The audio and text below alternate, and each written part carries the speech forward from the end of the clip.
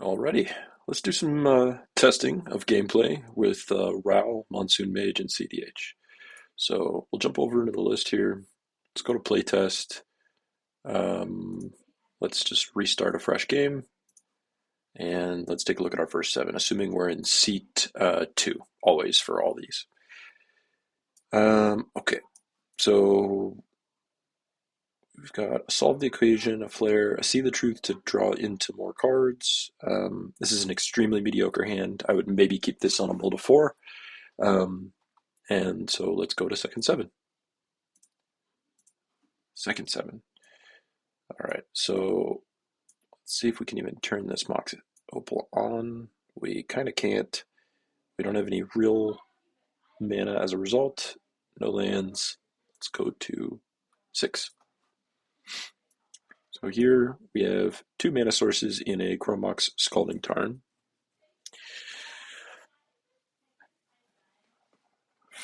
We also do have a Unstable Harmonics or Ristic, and a solve the equation to get whatever we want, which in a pinch can be used to get mana in this deck because we have so many MDFCs. Can also use it to get a Jeska's Will, which is usually the best target. So we could go turn 1 Ral, turn 2 solve the equation, turn 3 Jeska's Will, and that's also just not, that just is assuming we draw into absolute nothing for the rest of these cards. Could also do something interesting where we go turn 1, depending on what we draw, turn 1 Steamkin, turn 2 Ral to start growing the Steamkin and go from there. So this is a very pod dependent keep, especially because we have 2 mana sources, an engine, and a tutor. Yeah, I think we end up having to pitch the finale under the Chrome box, and we put the Force of Will back, and we keep this. So we'll put the Force of Will in the bottom of the library. So we're going to keep this on 6. We're going to draw for turn. Okay, so we actually did hit a land technically. Granted, it's a spell as well, but it's a land here. So when we start by fetching, we'll go to 39. Let's grab a Volk. Put that Volk into play. Let's play out our Chrome Mox. And I think under the Chrome Mox, this is a pretty tough decision because Finale is actually more gas. So like we could Finale for solve the equation after we've used it. And depending on what else we draw, that's pretty powerful. But I think this is one of those weird games where we actually might just want to go turn 2 Ristic.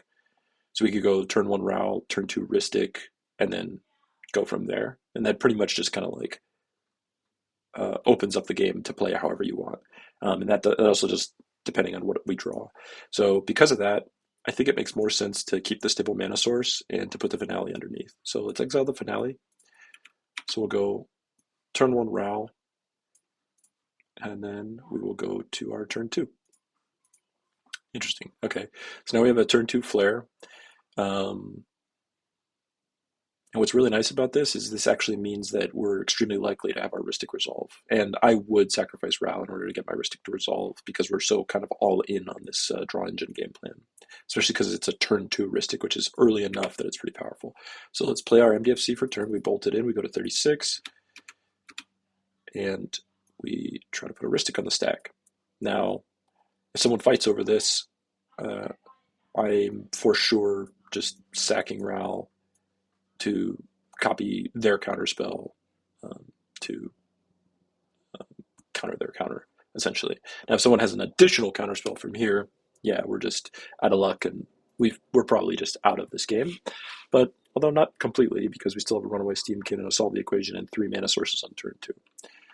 So, yeah, let's assume that's what we end up having to do, and then maybe we draw, I don't know, for the next turn cycle, 1 card from each of our opponents. So we will draw 1, 2, 3, then go to our next turn. This is turn 3. Obviously, this is all just, assuming things work this way, but we really don't know. So here, the most important thing that we could be doing is trying to establish as much mana as we can. So I think probably the best way to do this is to, I'm going to start by, do we need multiple blue sources? We do. So let's instead fetch with the Misty. So the reason I'm doing this is I want to save this fetch because it can only get a mountain, or let me rephrase that. This island fetch can't get a mountain. This one can get a mountain or a steam fence, and we're only playing 3 fetchable targets in the deck. So instead here we fetch for the steam fence, and we shock it in.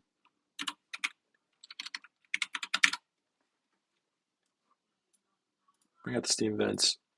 Then here we could play an overcosted Ral, or we could do what I think makes more sense, which is set up our mana engines.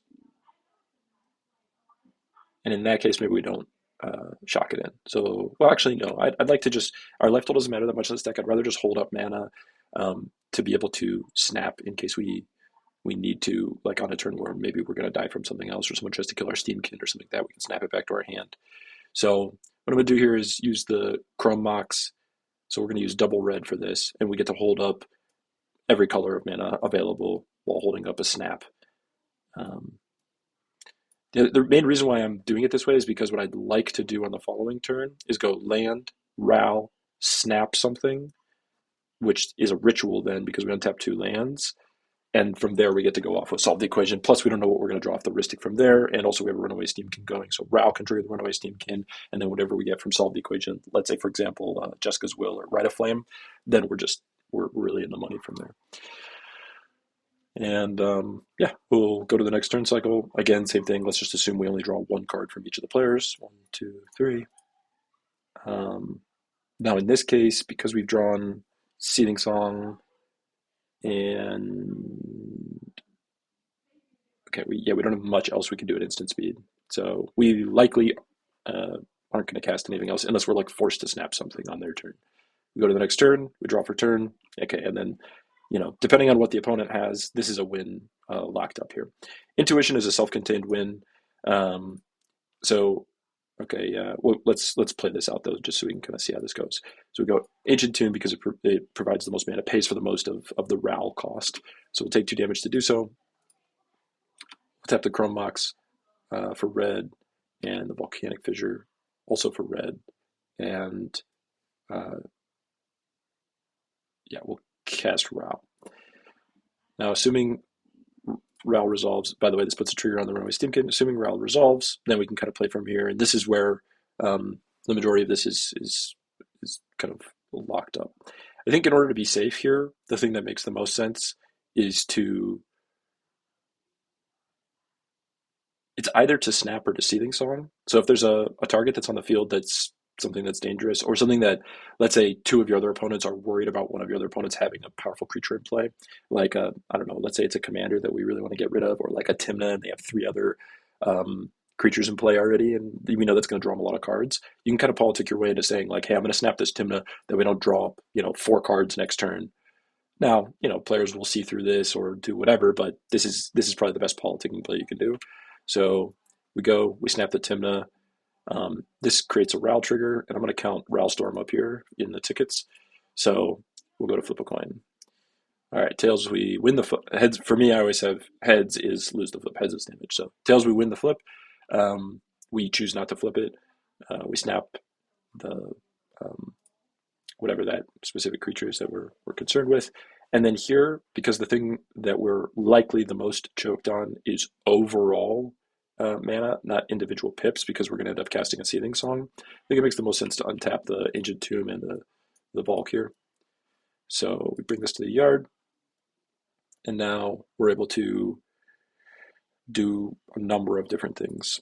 I think probably what's the most like, if assuming the snap resolves, I think I go floating a colorless, taking 2 more damage. I go Seething Song. This puts 1 on the runaway Steamkin. We trigger Ral. This is our second return. We flip tails. Okay, that's lucky. We don't take any damage. Put 5 red mana in the pool. 1, 2, 3, 4, 5.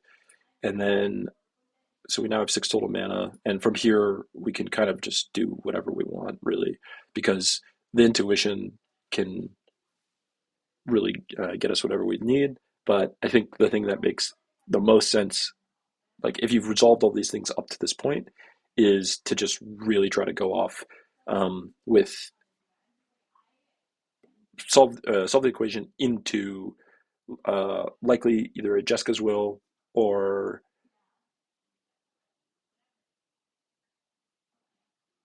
yeah, probably a well, we're actually pretty well set on mana because of all the mana we have in the pool. We just want to really convert into blue.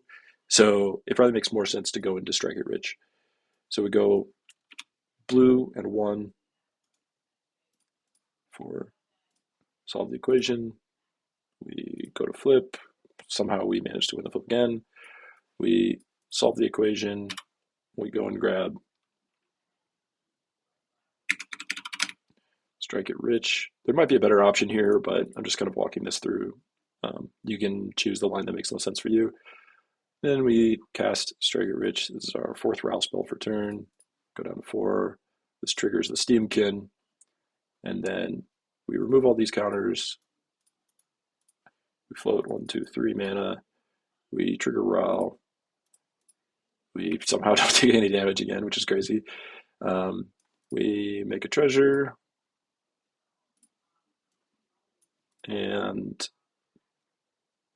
from here, especially because we have so much mana, I think it makes the most sense to. We have an interesting thing that we can do here.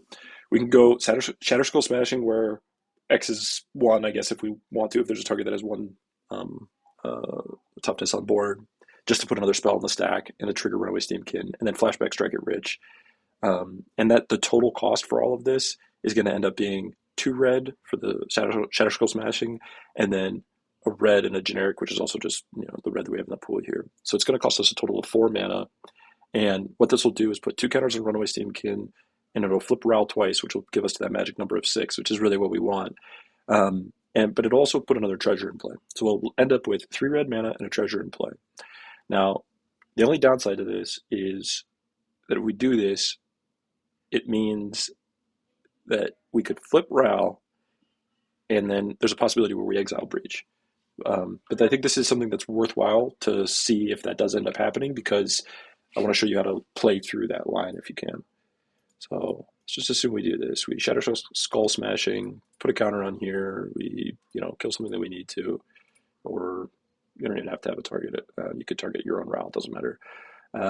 You flip a coin, somehow manage to win that flip. Of course, now we're going to lose the only flip that matters. And then we'll flash this one back from the yard. Go to 3 red mana in the pool. Trigger, Runaway Steamkin, trigger, Ral. Try to flip. Of course, we lose that flip. Like I said, win 5 flips in a row, lose the one that matters. It's all good. So here, create a treasure. And then now that we have these treasures available, I think it probably makes the most sense to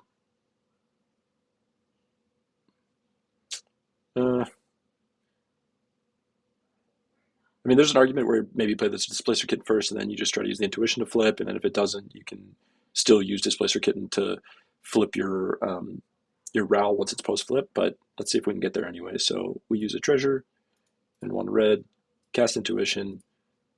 This is our 7th spell. We trigger. Okay, that one does flip us. So we flip over here with 9, because Ral Storm is 7, plus it's 2 starting the original loyalty. And then here, we just grab our Intuition pile that will always get us what we want. So that is Recall, Recoup, and Breach. And with this, as long as you have enough mana, this is a self-contained win, assuming these things resolve, etc. So we'll close it, shuffle. The opponents can give us whatever we want, but the main thing we want is a Breach in play. So the way we get this is because Recall is blue XX, and it says discard X cards.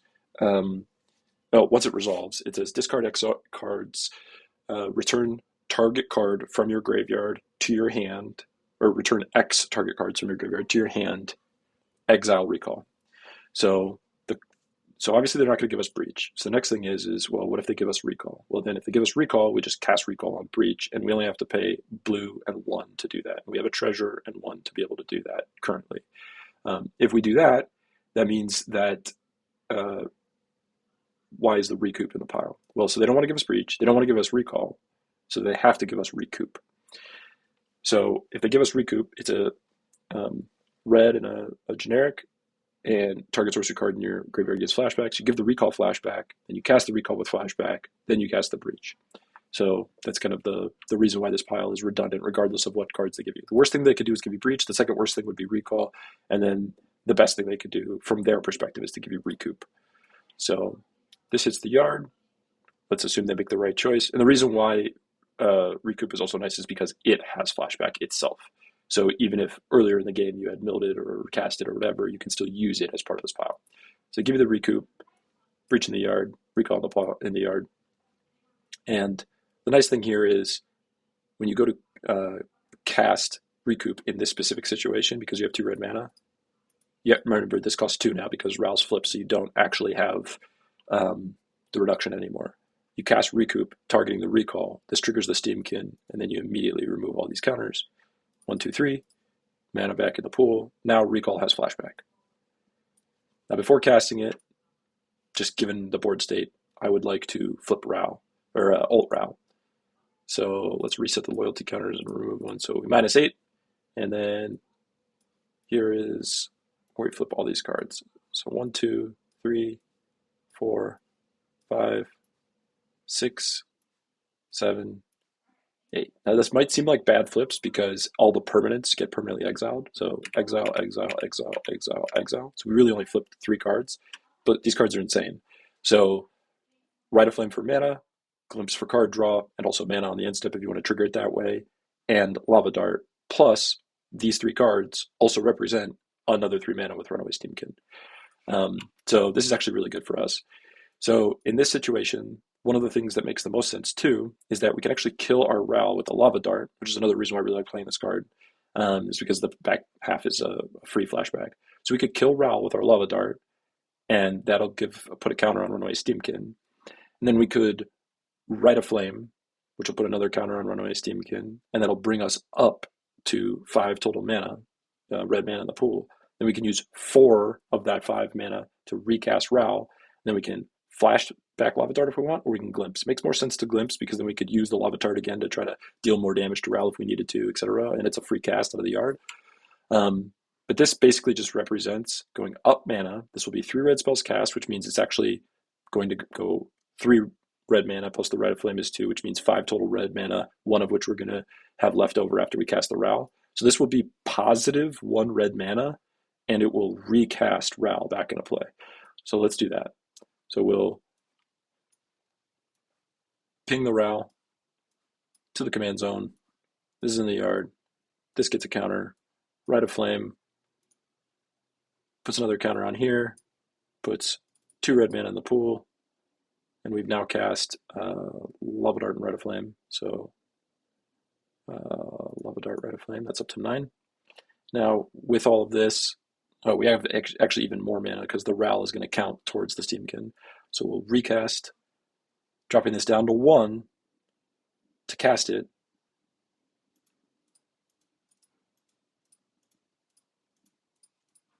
And now, putting another counter on Steamkin, assuming it resolves, reset the counters, 1, 2, 3, back up to 4, Ral's in play again. And now, here we can put a Glimpse on the stack for free. A Glimpse on the stack, we get trigger, trigger, put a counter. This is our 10th. Go to flip Ral again. Tails, we got lucky, we flip, but we didn't have to in order to win here. We flip, and this will now flip with 12 counters on it. Not that that matters, it's actually a bad thing for us that it has more, but this resolves. Now we exile these 3, Interfire, Echo, and a land, that's fine. This goes to the yard, and then if we want, we can just alt Ral again, which we for sure want to do. So this is the alt Ral pile. We reset the loyalty counters back down to 4 because we -8 him. So we go 1, 2, 3, 4. Those are exiled. And then 1, 2, 3, 4. So from here, this is just completely locked up. We have a bunch more mana, a bunch more card draw. We have ways to counter other people's spells and triggers. We can even copy Storm. So let's say we had exiled Breach in this pile. We could just Mystical Tutor for a Grave Shot, and then gone and rack up a shit ton of storm, and then from there use return the favor on the storm trigger for the grape shot. Um, Obviously, we also have this just, if we hadn't exiled the breach, we know it's in the yard, for example. We can take a look at the yard, and from here, we've got this recall, which remember has flashback because of the recoup that we cast.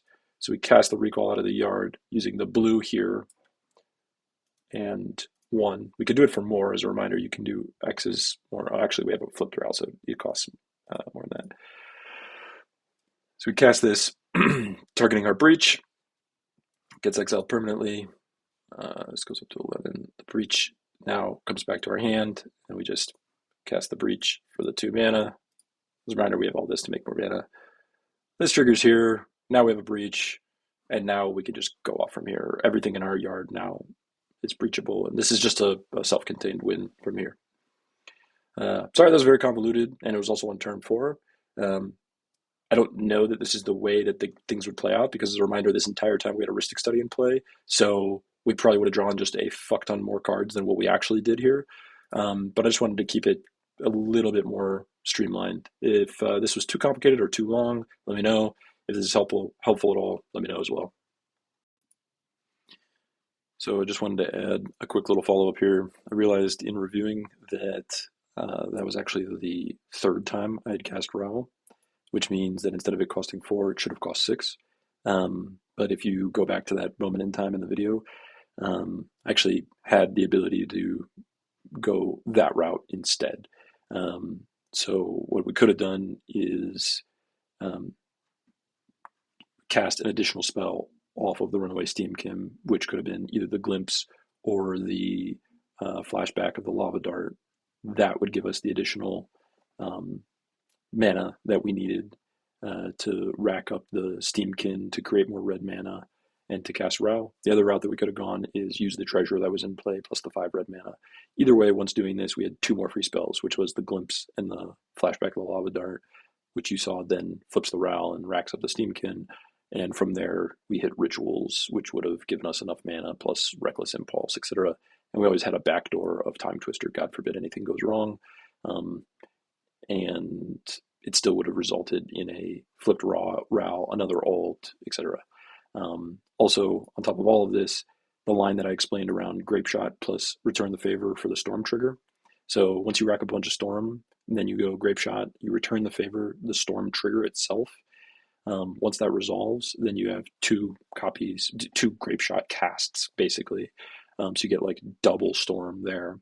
And then, let's say you don't have Breach for whatever reason, like in that situation where a Breach has been exiled, you can then just cast Recoup on the Grape Shot.